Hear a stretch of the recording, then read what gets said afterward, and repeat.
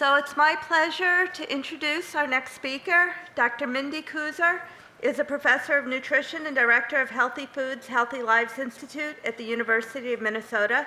She has been at the University of Minnesota since 1989, where she has taught nutrition courses to over 4,000 students and performs research on the health effects of dietary compounds such as soy and green tea, in addition to weight loss and physical activity. Her presentation will be Supplemental Soy and Disease Prevention. How strong is the evidence? Please join me in welcoming her.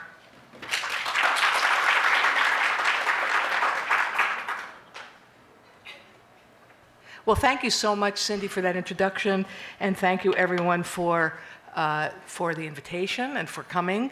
I love this practicum. I've been here before, and I think it's wonderful.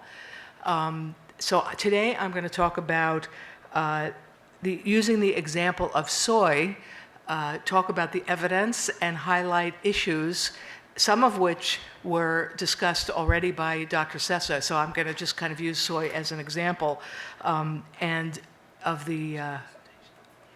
some of the important issues. It's a great way to illustrate them. So I'm going to name some, list some topics that are important to consider, and then I'm going to give some examples of how they show up in soy research.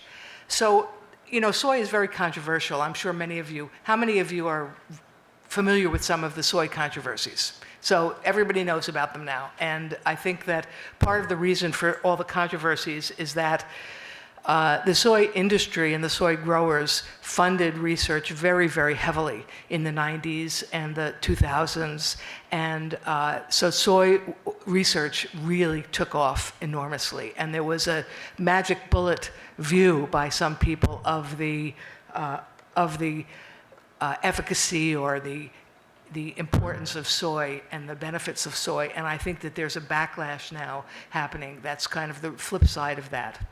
So the first important concept is that the types of studies have to be considered. A huge amount of research has been done on soy, and it's been done in vitro, in experimental animal studies, human clinical trials, epidemiological studies, and meta-analyses. And each of these, as you know, has strengths and weaknesses. They have to be interpreted differently. And what if the results don't agree?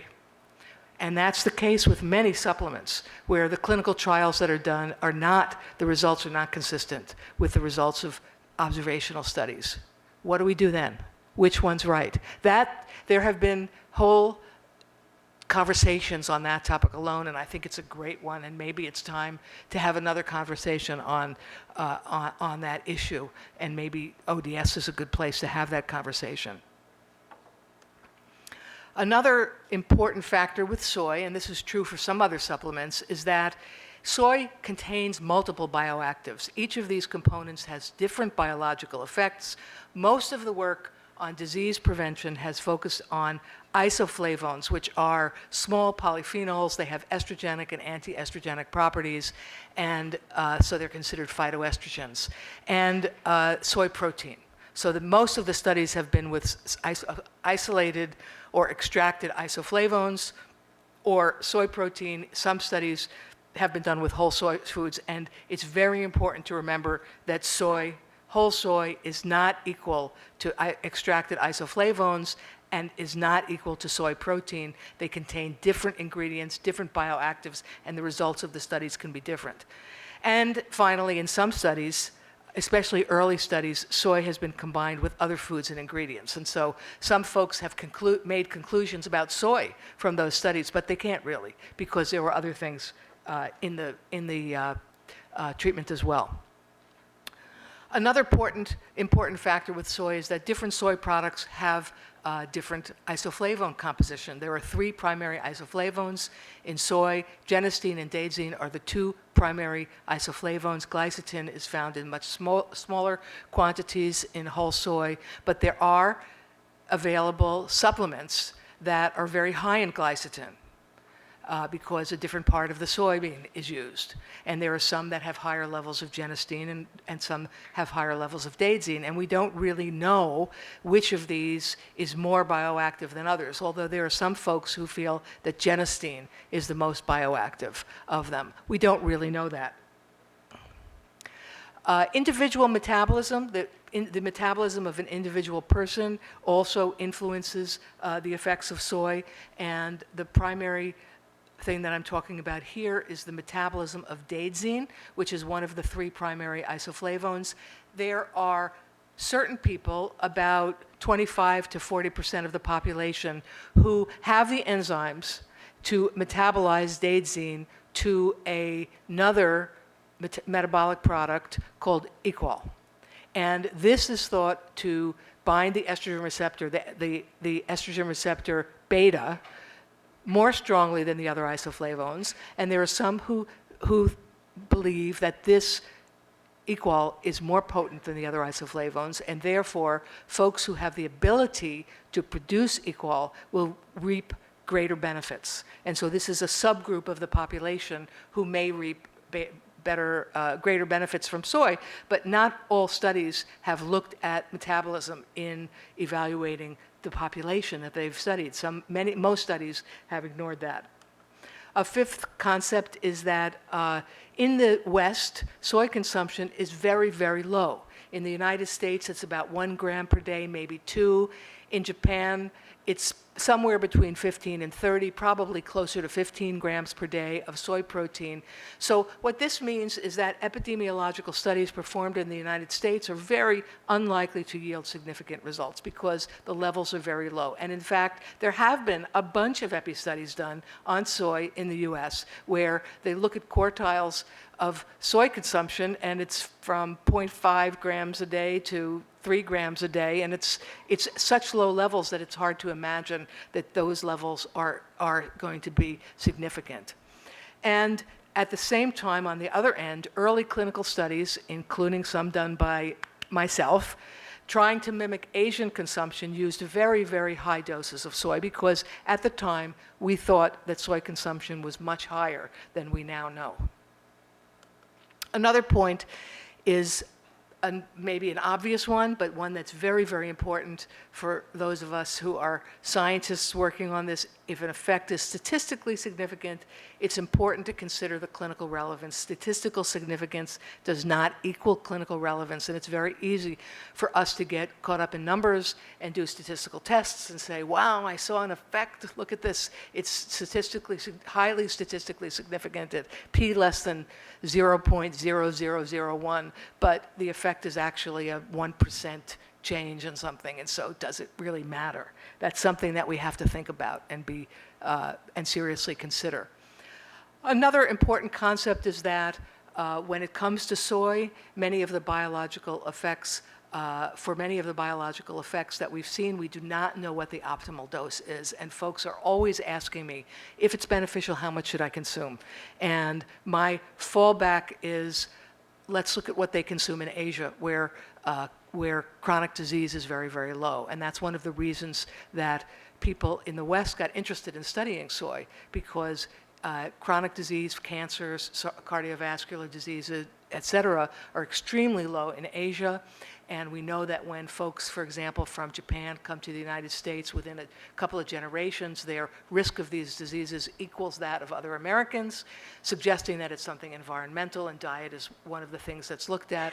And because of the importance of estrogen with respect to cancer in particular, the fact that soy contains phytoestrogens became very, very interesting, and something that a lot of research was performed on, but we do not know what the optimal dose is.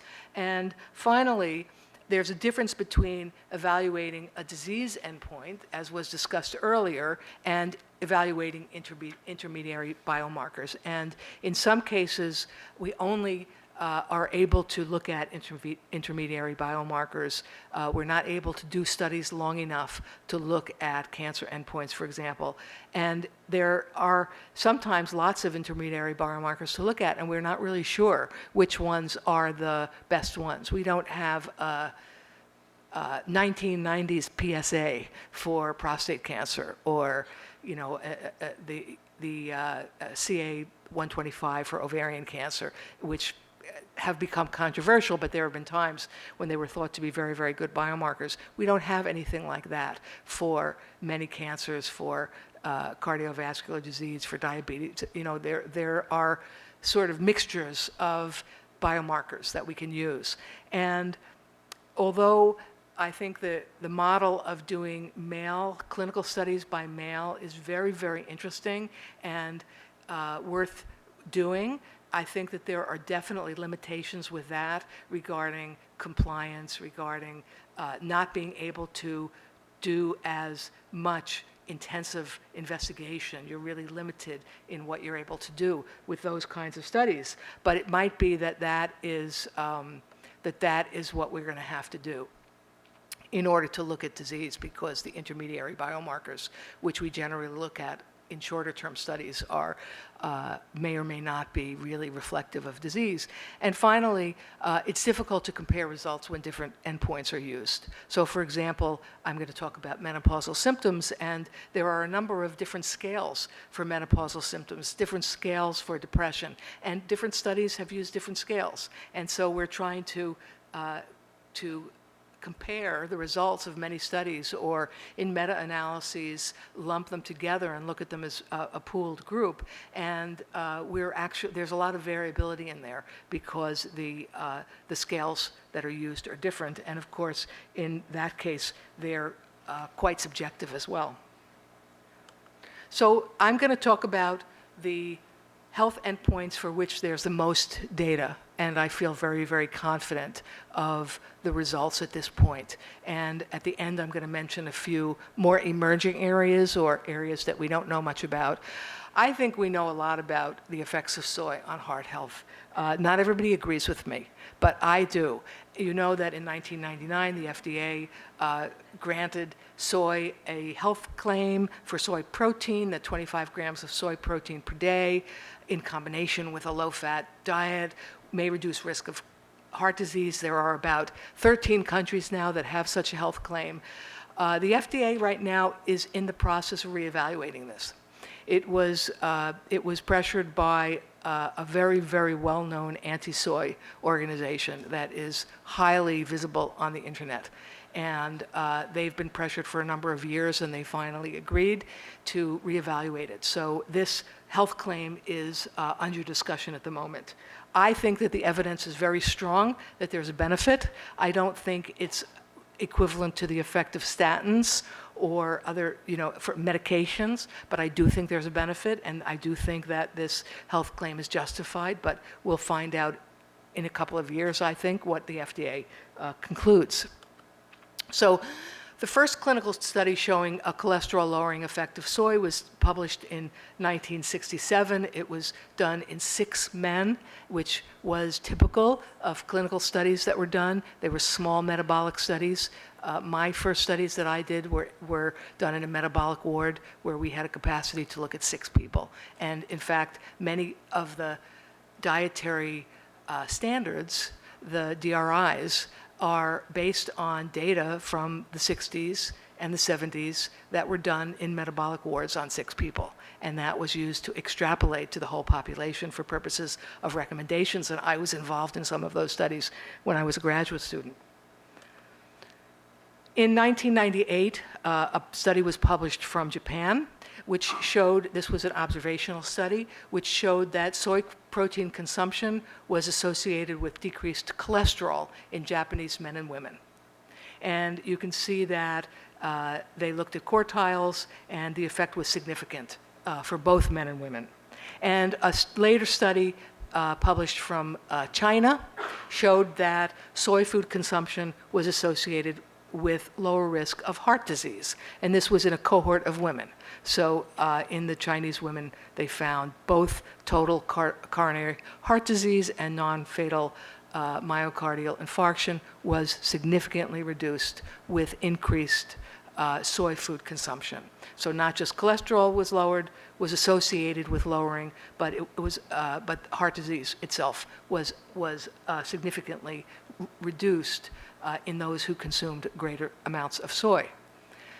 Now, there have been a number of meta-analyses done that have looked at the lipids and have combined clinical studies, in some cases epi-studies, looking at the effect of lipids on LDL cholesterol. And at the earliest meta-analyses concluded that there was about a 5% reduction in LDL cholesterol. And that's what the 1999 FDA health claim was based on. It was based on these meta-analyses, some of the earliest ones, which showed a 5% reduction. A recent meta-analysis was published in 2015, which was a meta-analysis of 35 clinical studies, showed that the effect was closer to about 3%, which is actually what I've seen in my studies. I'm trying to use the arrow here, but is it working? There it is. Okay. So an average of about a 3% decline. So not quite as much as what was thought earlier. And you can see that if you look at the high quality studies, the percent reduction, this is actually in milligrams per deciliter, is lower than the low quality studies. And you can see that there's no effect in studies that used isolated isoflavones.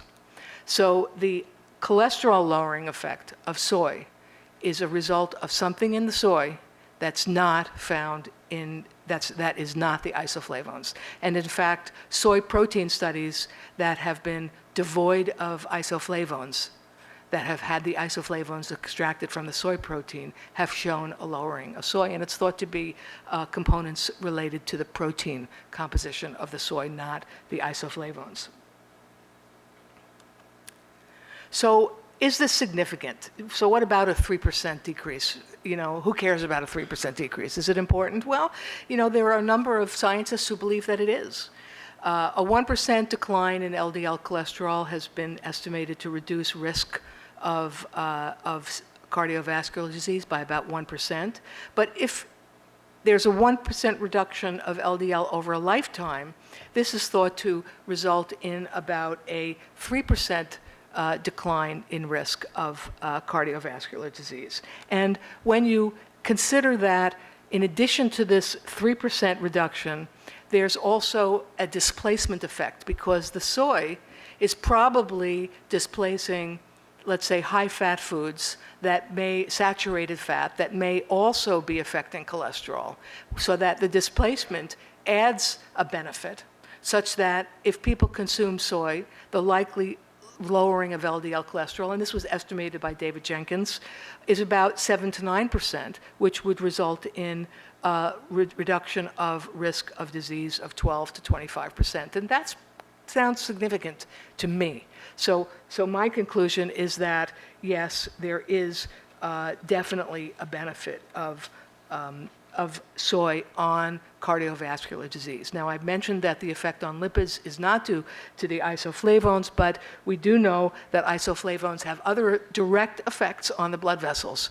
So they improve endothelial function, they make the blood vessels more elastic and less rigid, and this study is just a clinical study in which they took the isoflavones out of the soy protein, and they left them in, and they showed that only the soy with the isoflavones showed a significant effect. And this has actually been done with isolated isoflavones themselves. And so we know that the isoflavones have an effect, have a benefit.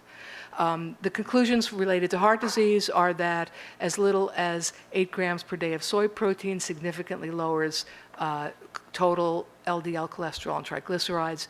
And also, there have been a number of studies that have shown an increase in HDL.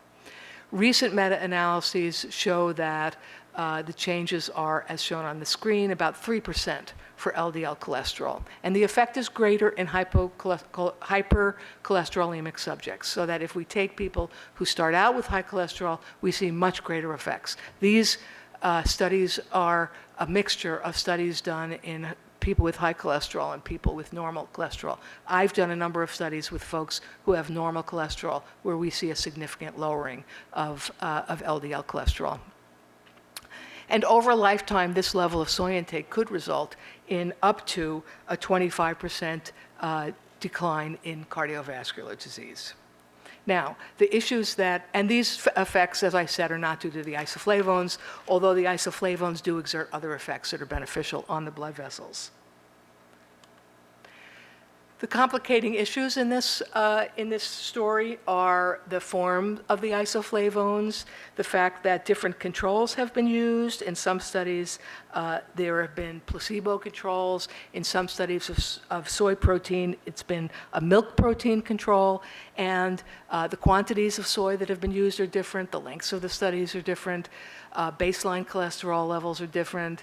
And the composition of soy is different. And then again, we have to think about the clinical relevance and the practical use of this. And there are differing perceptions of the clinical relevance of this, and I think that that's what the FDA is going to have to decide, because the data are quite clear that there is a lowering of cholesterol and there is a benefit to cardiovascular disease.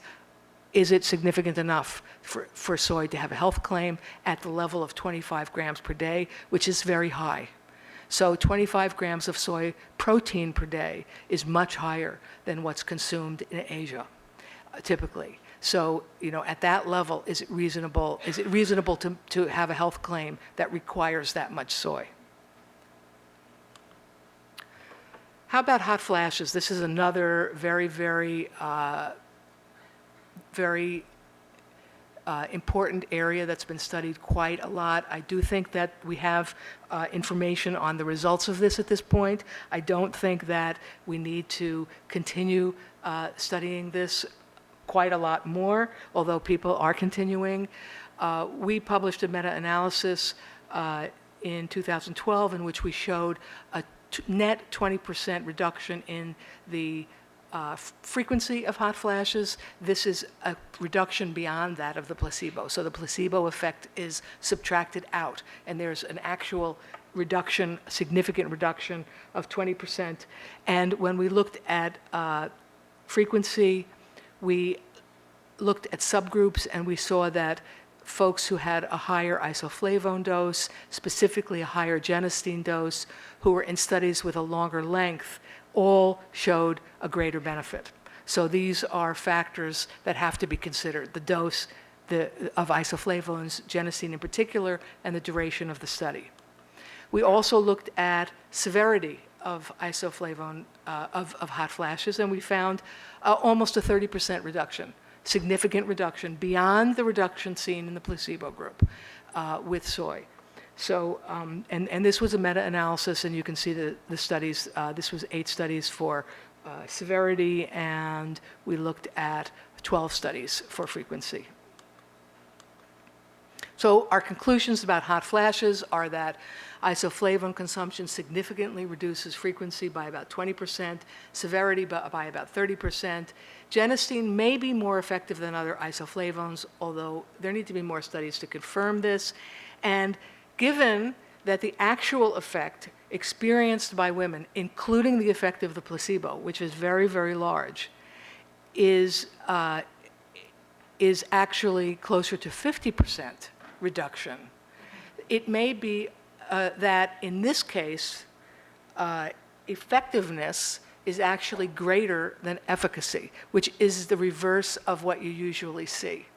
So that even though when we look at actual controlled trials, we see benefits of reduction of 20 or 30%. When women take it, they get the placebo effect too. And we can add that to the actual benefit of soy for the total effect. And the total effect is probably about a 50% reduction. And my mind was converted on this by speaking at conferences where women would come up to me afterwards when I was skeptical about the benefits of soy for hot flashes, and I would say, well, the effect is actually quite small, and they would come up to me and say, you know what, I take soy and it's been fantastic and I don't care what you say, and I've had a great benefit, and a lot of women told me that. So it made me realize they're probably getting some benefit from the placebo as well. So there's nothing wrong with the placebo effect as a benefit in some cases. The complicating issues are, when it comes to hot flashes, the endpoints are subjective. We're asking women to report, self-reported experience. There are different scales used sometimes. They're often looking at different populations. Some are Some of the studies are crossover, some are parallel design. Some of the studies are designed specifically to look at hot flashes, and then in that case, the baseline hot flashes tend to be very high. Many of the studies are add-on studies to other studies where the primary endpoints are not related to hot flashes. In those cases, the baseline hot flashes may be very low, and when you start with very low, it may be harder to see a decrease. And then, of course, you have to consider the placebo effect. What about the effects of soy consumption on breast cancer risk, which has been the most controversial area, largely because of some of the preclinical work done by Bill Helfrich's group, in which this is an early study that they did showing that, when genistein was given to animals, that in this slide here you can see that there was growth in breast tumors in the animals that was not quite as much as when they were given estrogen, but was significantly greater than when they were not given anything. And so this led to much more research done in the same model, in which they showed in animals that in certain conditions in which they were trying to mimic postmenopausal women, there was an actual increase in cancer cell growth. Well, the problem is that we have never seen any effects in humans that are comparable to this. There are no studies in which we've looked at any endpoints that have shown a negative effect of soy in humans. And so here's an issue where, here's a case where we don't know if the animal results are actually, if we can extrapolate them to humans. They may be completely irrelevant. A meta-analysis was published a number of years ago in which they looked at 18 studies, and they were a combination of case control and nested case control cohort, prospective cohort studies, and they found a reduction of 14% in breast cancer risk in women who consumed soy. And interestingly, this study was published in China. They looked at adolescent soy intake. And this is very important because some of the animal studies suggested that when the developing animal, sometimes even in utero, but during childhood and during the period of time when the mammary gland is growing, when they're exposed to soy, that's when the greatest benefit is. Because the soy actually has an effect on the mammary tissue that makes it less vulnerable to cancer later. And so this group was interested in retrospectively asking women with cancer and women without cancer, what did you consume as an adolescent? How much soy? And they found a significant reduction in breast cancer in women who said that they consumed high levels of soy. There was a 50% reduction in breast cancer in that group. Now, you might be very skeptical of retrospective studies, but what they did in this study that was so fascinating is that for the women whose mothers were still alive, they separately asked their mothers, what did your daughters consume during adolescence? And those results completely affirmed these results. And I thought that was a really creative approach to trying to strengthen the data. And then in a study done with the Asian American cohort, they found something quite similar, that adolescent tofu consumption was associated with reduction in later breast cancer risk, and that adult consumption was also associated with lower risk. And they combined these data and found that the greatest benefit was in women who consumed high levels of soy, both during adolescence and during adulthood. So it looks as though both of those time periods are important.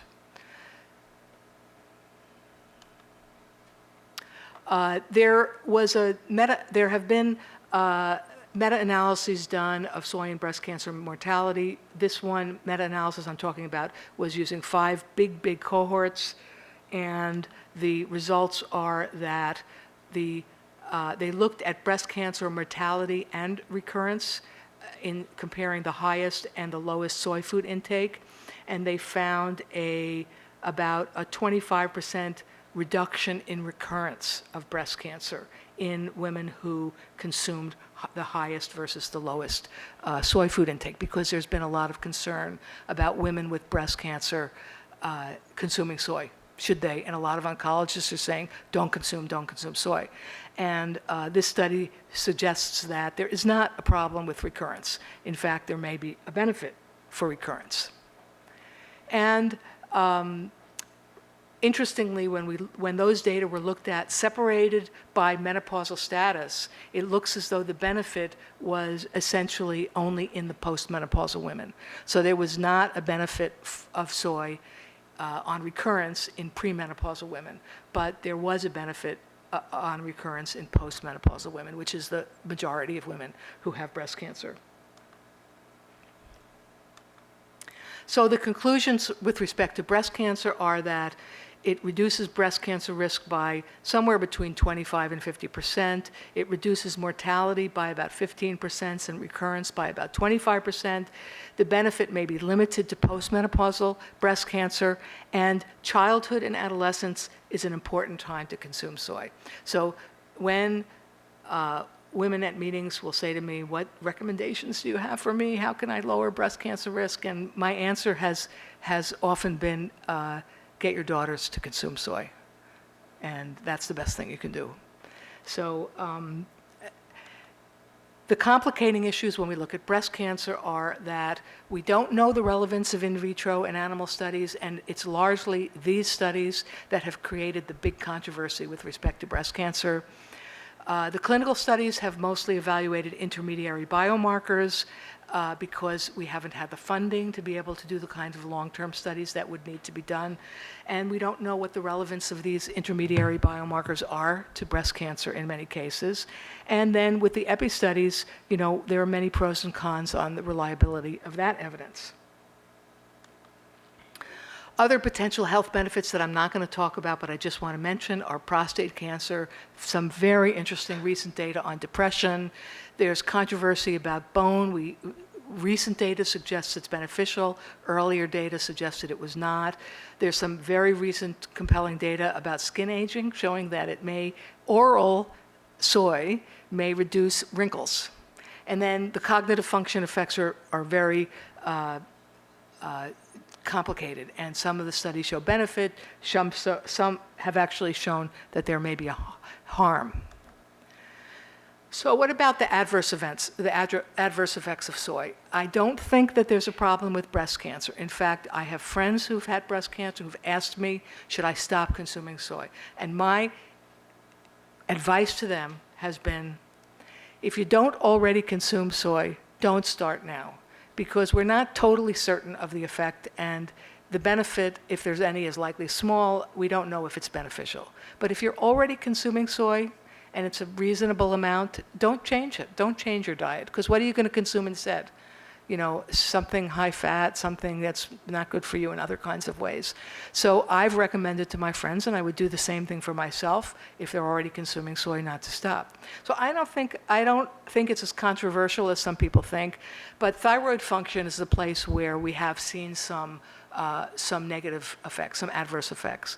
Atkin in 2011 published a paper. There's been another paper or two since then showing that a small percentage of subclinical hypothyroid patients, these are people who don't have any clinical signs of hypothyroidism, but when you look at their thyroid hormone levels, they're low.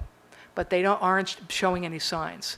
That there's a percentage of that population that when they consume phytoestrogens in soy protein, they become hypothyroid.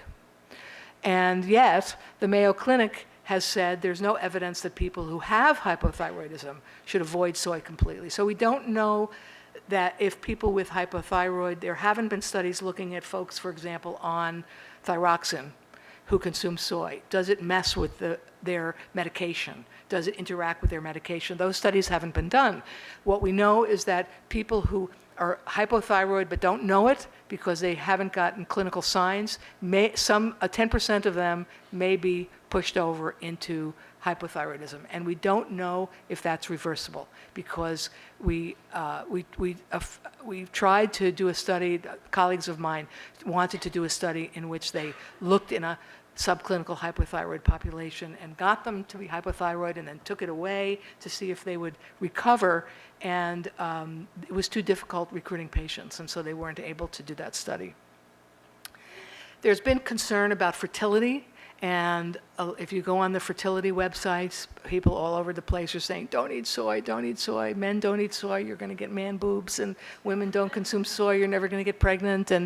But what we've found is no effect on estrogen, no effect on testosterone, no effect on sperm, motility, et cetera. In the studies, the human studies that have been done, the signs just aren't there, even though in animals, if you give them huge amounts, they become infertile, which is actually how phytoestrogens were discovered in the early 20th century through observing animals that were feeding on very high isoflavone clover. Infants is another area of concern. What if we give infants lots of soy in soy formula, which is very, very high, has very high levels of phytoestrogens? Will they become abnormal in some way? Will the boys have small penises? Everybody's totally freaked out about that. Or will they become gay? Or will it be like DES? And so there's been enormous concern, but the beginnings cohort, which is a cohort that's been running for a number of years of infants consuming soy formula, they have found no effects on reproductive organs and structures in children by the time of age 5. And so this is a continuing cohort, and we'll see with time if there are any problems. So the final conclusions are that consumption of soy has beneficial effects on reduction of heart disease, reduction of hot flash frequency, and breast cancer risk. It may be beneficial to some other diseases, but we need more research. And health benefits may be seen with 1 to 2 servings per day containing 25 to 50 milligrams of isoflavones. And childhood and adolescence is an important time of life to consume soy. And are there potential negative effects of soy? Yes. Thyroid? No, when it comes to fertility, feminization of men, or infant development. And here's a list again of the soy issues to remember when evaluating the evidence. I think some of these concepts apply to many other dietary supplements as well. So thanks very much. If there's time, questions.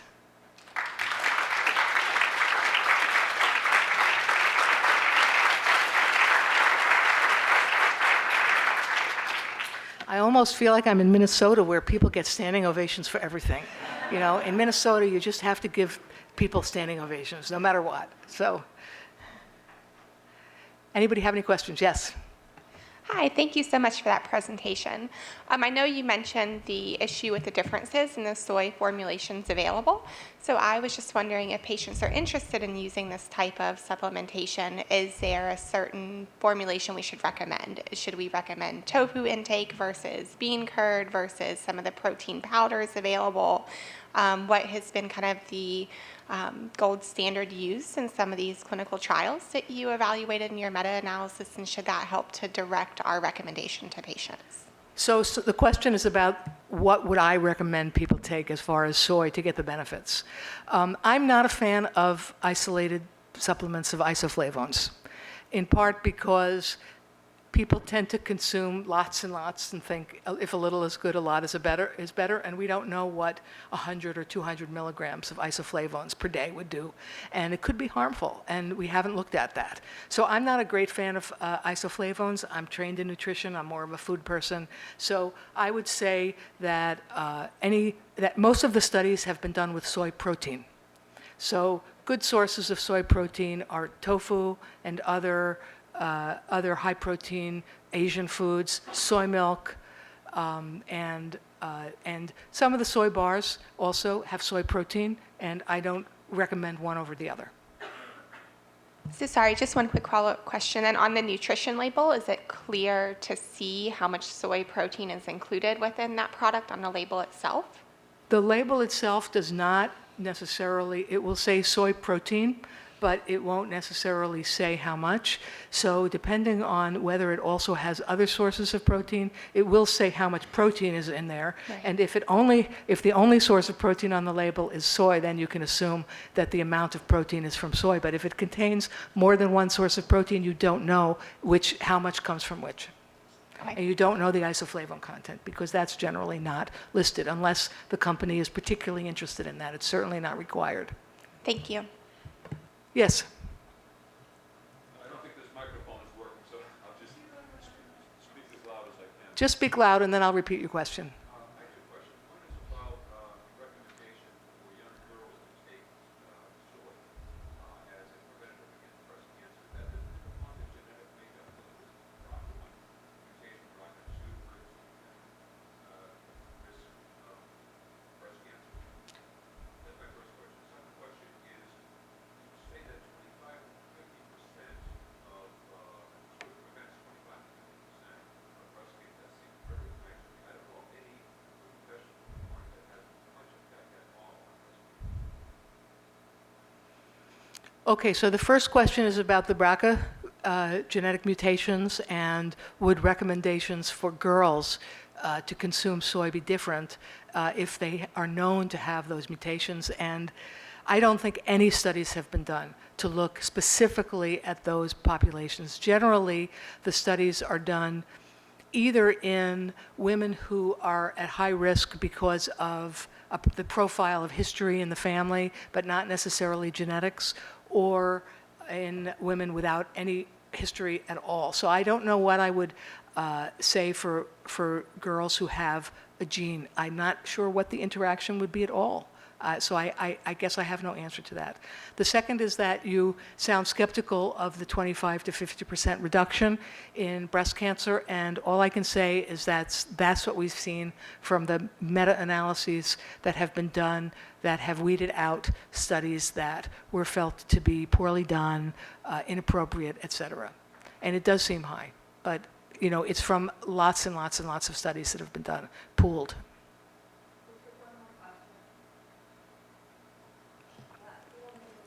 Okay, nice presentation, thank you. I think I have a question about the biological mechanisms on soy may impact breast cancer. So we actually studied more than 6,000 women with breast cancer who enrolled in the breast cancer family registry, who live in US and Canada, and found about 21% reduction of total mortality in these women. But the reduction is largely confined to breast cancer women with those ER negative, PR negative breast cancers. So this is somehow a little bit different from what has been reported from the Shanghai breast cancer study. So I wonder whether you can comment on the potential biological mechanisms of why there could be potential heterogeneity of the effect of soy on breast cancer. Thank you. So I wasn't able to hear entirely everything, but is what you're saying that in your work you've seen soy to reduce breast cancer only in the estrogen receptor negative women, not the positive? It's for reducing total mortality. Total Only mortality. A woman with, negative hormone receptors, and those who did not receive hormone therapy such as tamoxifen. Okay. Well, soy has lots and lots of different. Soy and isoflavones have many, many different effects at the molecular level, at the cellular level. Folks have focused on the estrogen receptor, and it turns out, first of all, that the isoflavones are primarily interact with ER beta, not estrogen receptor alpha. I assume that the estrogen receptor that's evaluated in the studies you're looking at is estrogen receptor alpha. And if they don't look at ER beta, which is found in many tissues in the body, though not in as high quantity as ER alpha, then you will be missing the effect of soy on ER beta. And I'm not sure what the relationship with alpha and beta are, if they're completely independent of each other, or is it possible that women who have who have tumors that are ER negative actually have high levels of ER beta? I don't know. But that's only one mechanism. Soy isoflavones are also antioxidants. They influence a number of different enzymes. They're tyrosine kinase inhibitors. That's one of the first ways that they were studied by folks who didn't even realize that isoflavones came from food. They just knew that they had this effect on this enzyme that they were interested in. So there are many, many, many effects that are not related to the estrogen receptor that could be mechanisms by which soy influences breast cancer. Thank you.